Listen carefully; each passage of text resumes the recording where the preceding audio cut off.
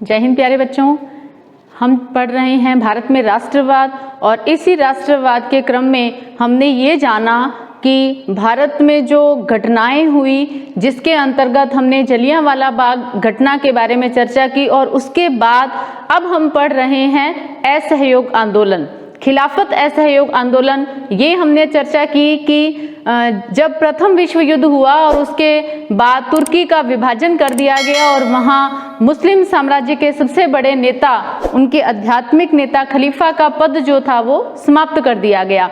इससे बहुत बड़ा रोष विद्रोह फैला उन भारतीय मुसलमानों में जो कि खलीफा को अपना प्रतिनिधि मानते थे। तो इसी से गांधी जी को ये अवसर मिला कि क्यों ना हिंदू मुस्लिम को एक किया जाए, एक बहुत अच्छा अवसर उन्होंने उसको माना और शुरुआत हुई खिलाफत असहयोग आंदोलन की। तो चलिए चर्चा कर लेते हैं। इसमें सबसे पहले हमने ये देखा कि खिलाफत कमेटी का गठन हुआ 1919 में और उन्होंने अपना विरोध प्रदर्शन किया किसको लेकर, खलीफा के पद को समाप्त करने को लेकर। और इसी में दो नाम आते हैं जिन्हें कहा गया अली बंधु, जिसमें नाम आता है शौकत अली का और मोहम्मद अली का, जिन्होंने महात्मा गांधी के साथ मिलकर के और जगह जगह भ्रमण किया लोगों को एकजुट होने के लिए, जिसमें सरकार का सहयोग न करने का भी निर्णय लिया गया। तो इसी से शुरुआत हुई खिलाफत असहयोग आंदोलन की और ये कमेटी भी बनाई गई और इन्होंने असहयोग आंदोलन की शुरुआत कर दी। और इसकी जो शुरुआत है वो हुई नागपुर अधिवेशन में, इसको वेरीफाई किया गया, यानी कलकत्ता अधिवेशन हुआ कांग्रेस का, उसमें इस प्रस्ताव को स्वीकार कर लिया गया और अंतिम रूप से इसे मान्यता दे दी गई नागपुर अधिवेशन जो कि 1920 में हुआ। और ये निर्णय लिया गया कि हम अंग्रेजों का सहयोग नहीं करेंगे, यानी असहयोग करेंगे। ये मैंने आपको बताया कि महात्मा गांधी की जो किताब हिंद स्वराज्य थी उसमें गांधी जी ने ये लिखा कि हमने अंग्रेजों को सहयोग किया है, इसीलिए अंग्रेजों ने अपने पांव भारत में जमाए हैं, अपनी सत्ता यहाँ कायम की। अगर हम उनका सहयोग नहीं करेंगे यानी असहयोग की नीति पर रहेंगे तो भारत से ये बाहर चले जाएंगे। तो ये बहुत अच्छा अवसर है कि इन्हें भारत से खदेड़ा जाए, भारत से बाहर निकाला जाए।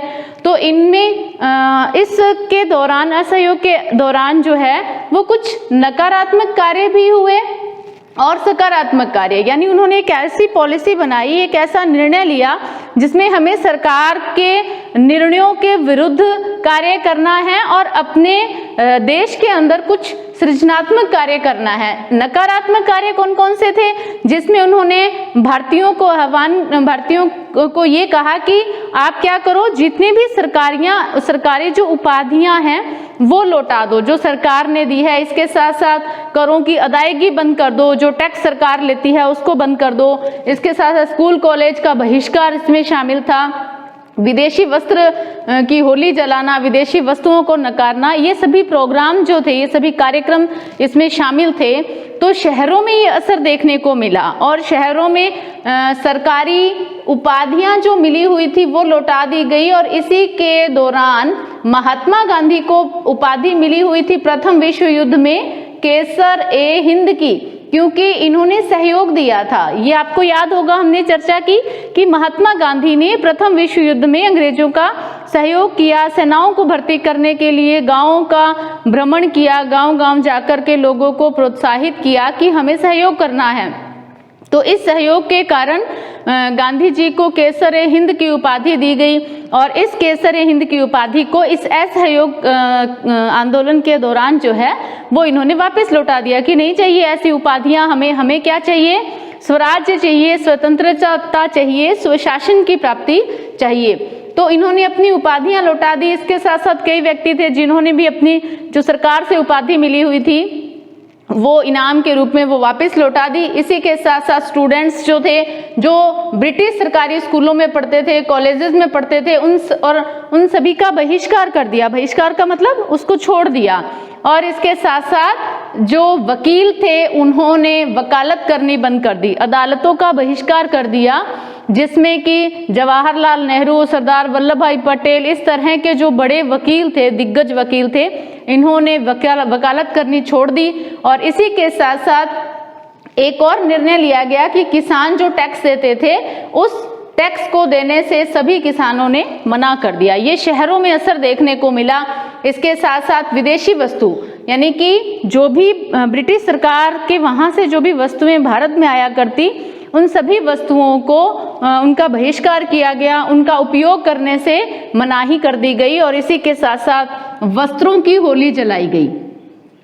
यानी कि जो विदेशी कपड़ा यानी कच्चा माल भारत से बाहर जाता और वहाँ से माल तैयार होकर के, कपड़ा तैयार होकर के और ऊंची कीमत पर भारत में बेचा जाता, जिससे क्या नुकसान था कि भारत का जो छोटे स्तर पे जो उद्योग थे, कपड़ा बुनने का जो उद्योग था, हथकरघा उद्योग, वो समाप्त हो रहा था और वो शिल्पकार, वो कारीगर जो थे, उनका व्यापार, उनका कार्य वो सारा ठप हो रहा था। तो ये निर्णय लिया गया कि जो बाहर से कपड़ा आ रहा है उसकी, विदेशी कपड़े की, उनको जला दिया जाए।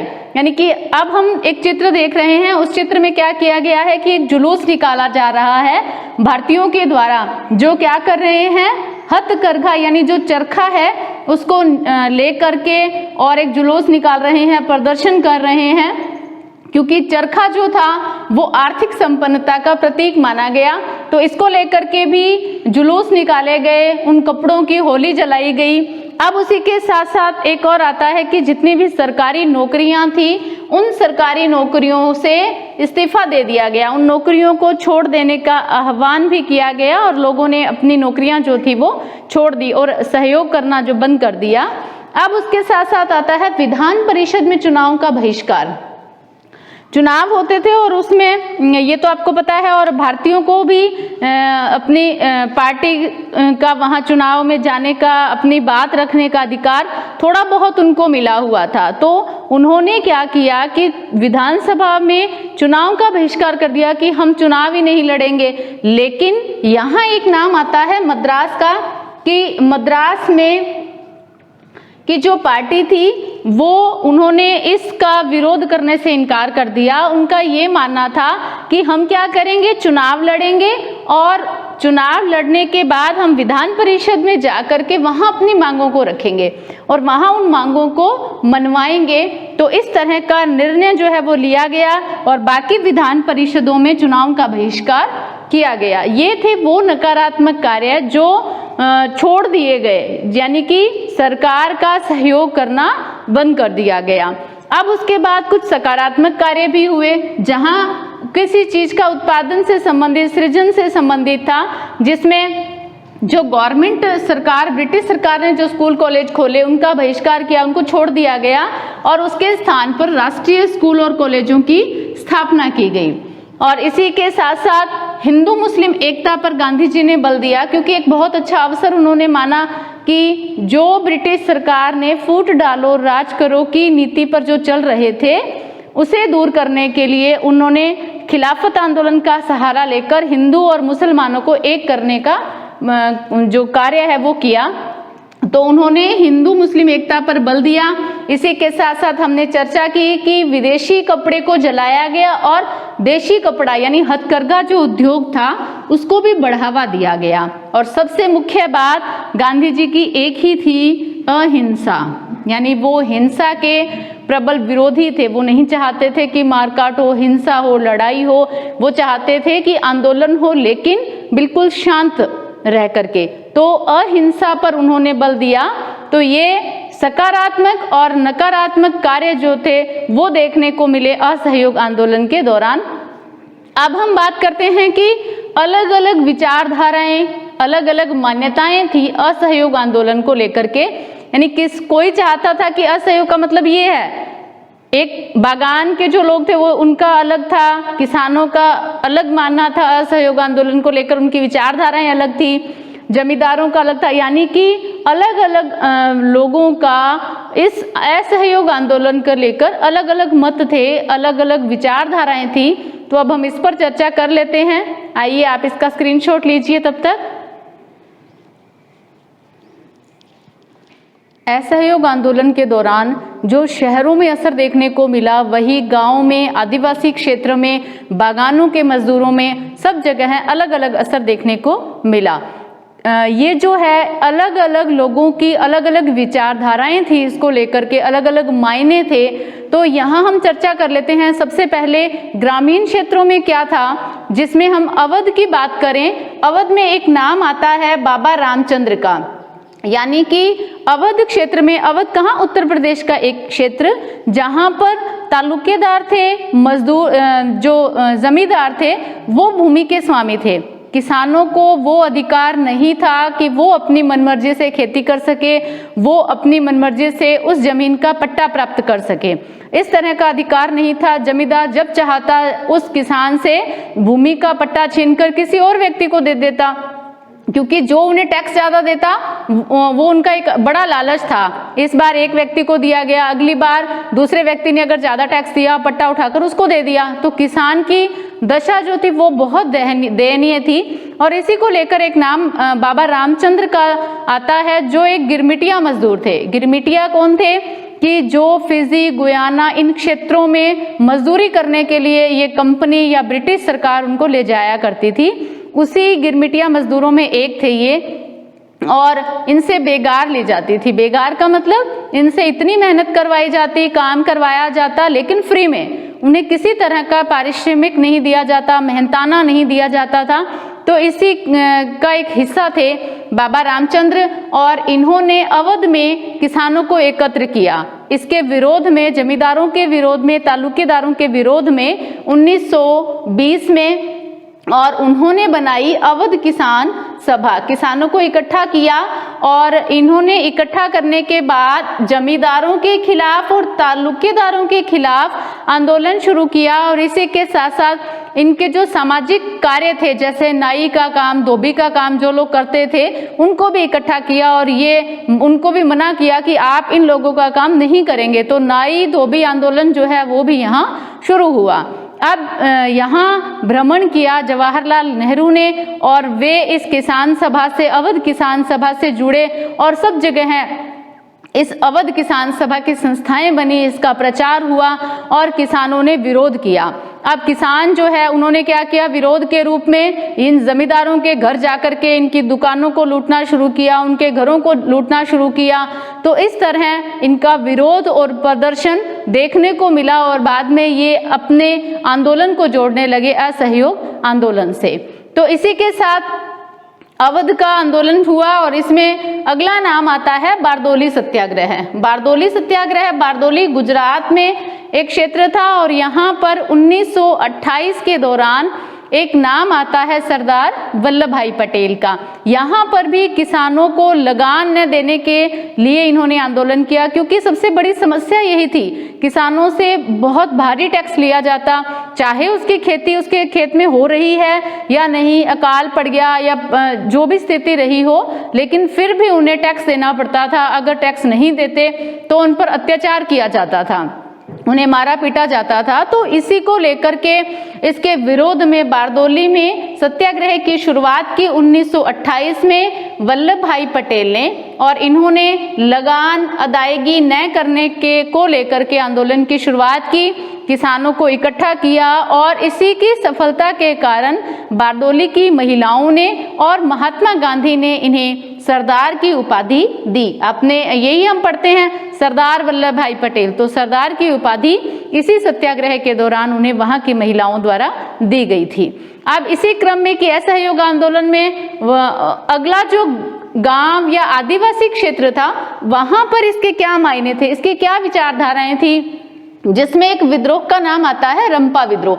आपके यहाँ रंपा नहीं दे रखा होगा, आपका केवल जगह का नाम दे रखा है आंध्र प्रदेश, और आंध्र प्रदेश की गुडेम पहाड़ियाँ। अब इन गुडेम पहाड़ियों में इस विद्रोह को कहा जाता है रंपा, क्योंकि एक क्षेत्र रंपा के नाम से जाना जाता था।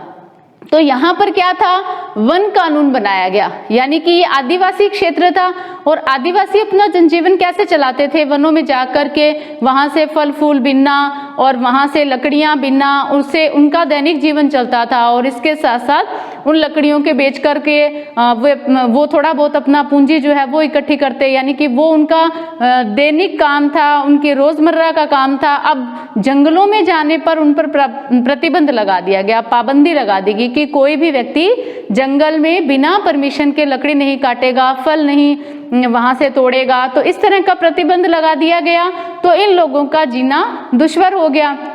जब उन्हें बेसिक चीज के लिए उन्हें रोक दिया गया तो उनके लिए तो ये बहुत बड़ी समस्या हो गई। तो इसको लेकर के वन कानून और इसके साथ साथ साहूकार जो थे वो बड़े उनको तंग करते थे, तो इसके विरोध में विद्रोह की शुरुआत हुई आंध्र प्रदेश की कुडेम पहाड़ियों में, जिन्हें रंपा विद्रोह कहा गया। और इसकी शुरुआत जो है वो की इनके जो मुख्य नेता थे वो थे अल्लूरी सीताराम राजू। कौन थे ये व्यक्ति जिनको ये माना गया कि ये ईश्वर का अवतार हैं, यानी कि वो किससे परिचित थे, वो इन्हें ज्ञान था ज्योतिष विद्या का, खगोलीय जो विद्या थी उसका ज्ञान उनको था। और ऐसे मानते थे लोग इनको कि ये भगवान का अवतार है, इनको गोली नहीं लग सकती, इनको कोई मार नहीं सकता, यानी कि ये आगे थे। और उनके पीछे पूरा आदिवासी समूह आंध्र प्रदेश का गुडेम पहाड़ियों का जो गुट था या लोग थे वो इनके पीछे थे और ये इनके नेता थे। और इन्होंने आह्वान किया कि इस अंग्रेजी सरकार का विरोध किया जाए और इन्होंने 1922 से लेकर के 24 तक आंदोलन किया, जिसमें ये लोग सभी शामिल थे। और अब सरकार को पता चल गया कि ये आंदोलन बड़ा रूप ना ले कहीं, तो इसे रोकने के लिए उन्होंने क्या किया, ब्रिटिश सरकार ने इस आंदोलन को समाप्त करने के लिए 1924 के दौरान अल्लूरी सीताराम राजू को फांसी दे दी गई और इसी के साथ इस विद्रोह का अंत किया गया। अब उसके बाद हम बात करें कि बागानों में स्वराज्य, ये तो था गांव में स्वराज्य कैसे था, गांव में क्या विचारधाराएं थी असहयोग आंदोलन की, आदिवासी क्षेत्रों में क्या इसका असर देखने को मिला।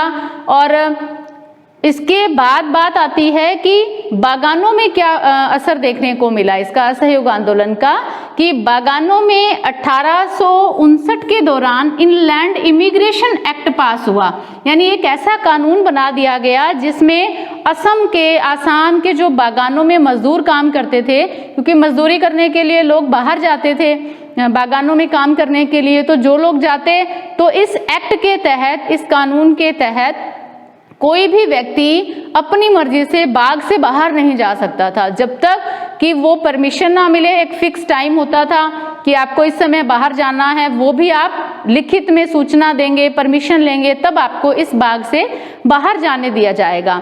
तो ये प्रतिबंध इन बागानों के मजदूरों पर था। लेकिन जब असहयोग आंदोलन की चर्चा हुई, जब उनको पता चला कि गांधी जी ने एक बड़ा आंदोलन शुरू किया है जिसमें सभी लोग शामिल हैं, तो इन्होंने सोचा कि क्यों ना हम भी क्या करें, विरोध करें, विद्रोह करें और हम भी गांधी जी से जुड़ जाएं। तो उन्होंने इसमें शामिल होने के लिए, गांधी जी का पीछा, इस विद्रोह में शामिल होने के लिए, उनकी नीतियों पर चलने के लिए वो बाग छोड़कर भाग गए वहां से और ये नारे लगाते गए कि हमें वहां से अलग होना है और असहयोग आंदोलन में जुड़ना है। तो वहां से दौड़ते भागते वो बाग उन्होंने बिना परमिशन के छोड़ दिया। हालांकि वो अपने गंतव्य तक नहीं पहुंच पाए, कुछ मारे गए। तो ये हालात, ये असर देखने को मिला असहयोग आंदोलन का सभी एरिया में, जिसमें हमने पढ़ा आदिवासी क्षेत्र थे, गांव का क्षेत्र था। अब क्या घटना हुई कि ये हमने पढ़ा कि गांधी जी की पहली शर्त थी अहिंसा। हमने सुना है कि गांधी जी ने, आपको पता होगा कि गांधी जी ने कहा कि अगर आपके कोई गाल पे एक थप्पड़ लगाए तो आप क्या करो, दूसरा गाल भी आगे कर दो, यानी कि वापस पलट के नहीं हमें मारना है, यानी कि वो हिंसा के विरोधी थे। और उन्होंने अपने कार्यक्रम में, अपने कार्यों में अहिंसा को शामिल किया। तो एक घटना इस असहयोग आंदोलन के विरोध में देखी गई कि जब सभी जगह विद्रोह हो रहा था और ब्रिटिश सरकार बड़ी बौखलाई हुई थी, तो वो जगह जगह क्या करती, कहीं गोलियां चला दी, कहीं कुछ। तो इसके विरोध में क्या हुआ, 5 फरवरी 1922 को एक घटना हुई, चोरा चोरी कांड। ये क्या था, उत्तर प्रदेश का एक क्षेत्र था, एक जगह थी जहां पर गोरखपुर में, जहां पर एक पुलिस चौकी में आग लगा दी विद्रोहियों ने, और आग लगाई, वहां पर 22 जवान जो थे वो मारे गए। और इसी के साथ जब गांधी जी को इसकी सूचना मिली तो उनकी आत्मा बड़ी दुखी हुई, क्योंकि वो नहीं चाहते थे कि हिंसा हो, इस तरह की मारकाट हो, लड़ाई हो, युद्ध हो। वो चाहते थे शांति के बल पर हमें स्वराज्य की प्राप्ति हो, स्वशासन की प्राप्ति हो। तो 5 फरवरी 1922 को चोरा चोरी कांड की ये घटना जो है वो हो गई। और इसी के साथ गांधी जी ने 12 मार्च 1922 को असहयोग आंदोलन समाप्त करने की घोषणा कर दी और वापस उन्होंने असहयोग आंदोलन बंद कर दिया। जब आंदोलन बहुत ही चारों ओर फैला हुआ था, अपनी चरम सीमा पर था, सभी ये मान रहे थे कि कुछ ही समय बाद स्वशासन की प्राप्ति हो जाएगी, स्वराज की प्राप्ति हो जाएगी, तो इस समय गांधी जी ने जब ये फैसला लिया तो उनका बहुत अधिक विरोध हुआ सभी जगह है कि गांधी जी ने ये काम तो बहुत गलत कर दिया, हो सकता है हमें थोड़े समय बाद ही हम स्वतंत्र हो जाते, और एन टाइम पे एन मौके पर उन्होंने असहयोग आंदोलन बंद कर दिया। तब गांधी जी का विरोध हुआ, तब उन्होंने कहा कि मैं हिंसा नहीं होने दूंगा, अहिंसा के लिए मैं किसी भी अपमान को सहने के लिए तैयार हूँ, चाहे वो मेरी मौत से भी जुड़ी हो, यानी कि चाहे मेरी मृत्यु हो जाए लेकिन फिर भी मैं हिंसा नहीं होने दूंगा। तो इस तरह से असहयोग आंदोलन 1920 से लेकर के 1922 तक चला, जिसका असर पूरे भारत में देखने को मिला। तो चलिए बच्चों, आज हमने चर्चा की खिलाफत असहयोग आंदोलन पर। मिलते हैं अपने अगले वीडियो में। जय हिंद, जय भारत।